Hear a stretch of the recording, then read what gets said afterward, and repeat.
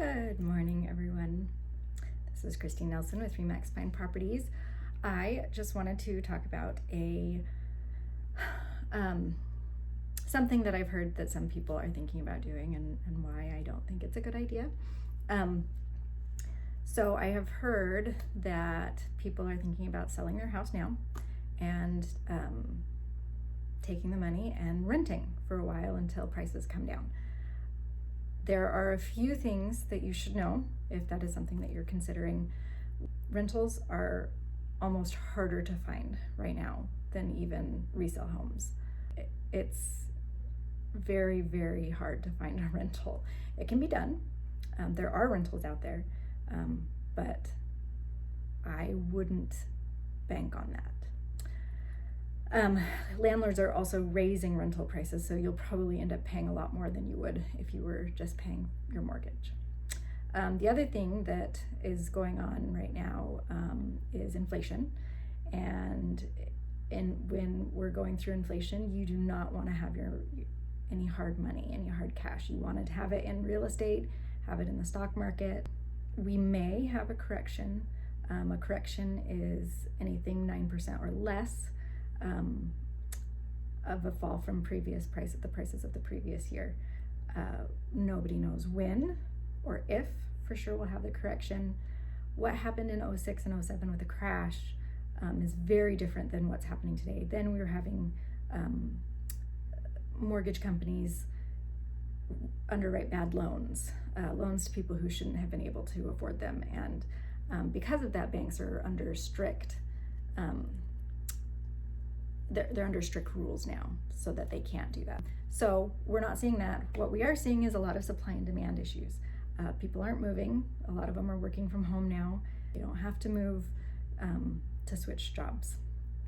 And we are seeing an increase in people who may have been in apartments or smaller houses wanting to move into something bigger, or people who are renting who can't afford the raised rental prices, and so they're needing to buy a house because they can afford a mortgage, but they can't afford these rental rates. And then on top of that, I'm sure you've heard of the builder issues, not issues, but supply issues. There we go.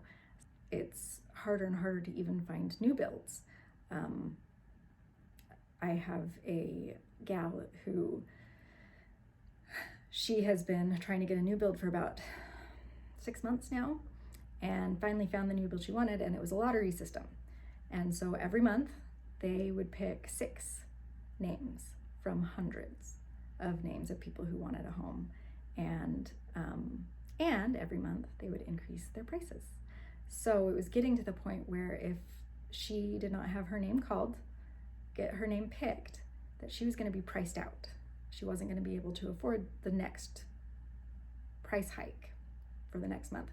Luckily, her name was picked, and she is now building a house. So that was good. I'm excited for her. But for a lot of other people, it may not happen. The next thing to think about too is interest rates. The Fed had originally said that they wouldn't increase interest rates until 2023, but the Fed's actually speaking later today, so we'll find out if that's going to happen. They could increase interest rates to help nullify some of the inflation issues that we might be facing. And I'm still not very clear on everything, so you should go look up interest rates and inflation and the correlation between the two, and find someone better than me to explain that.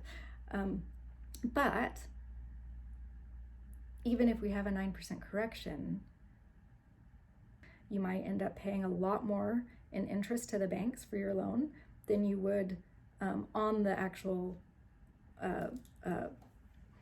price of the house. So so it's not a good time to sell your house to rent.